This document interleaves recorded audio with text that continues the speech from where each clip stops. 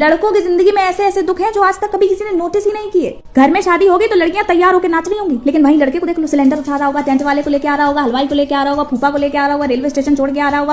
तुमसे अगर करा लिया जाता ये सब तो तुम तो वहीं पसर के रोने लगती कि शादी है, मैं तैयार होंगी, पार्लर जाऊंगी। उन्होंने कभी जताया अपना दुख? नहीं जता पाए बेचारे। शादी में आधा टाइम तो लड़के अपनी बहनों को, मम्मियों को, मौसियों को पार्लर से ही लाते ले जाते रहते हैं। कभी उन्होंने कहा कि नहीं मैं जा रहा हूँ सैलून, तुम मुझे लेके आओगी, तुम मुझे ड्रॉप करके आओगी। अगर लड़के बैठ गए ना सैलून में कि मुझे, तो शादी ही नहीं हो पाएगी, क्योंकि शादी हो ही लड़कों की दम पे रही है। लड़कियों ने आज तक शादियों में अपने लहंगे से झाड़ू लगाने के अलावा कोई काम किया है?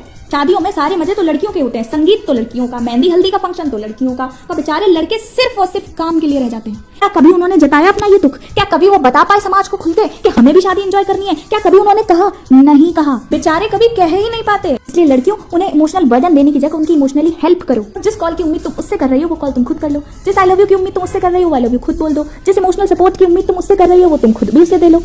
लड़का और लड़की दोनों के बिना समाज अधूरा है, इसलिए हम लोगों को इक्वली एक दूसरे को सपोर्ट करके चलना पड़ेगा।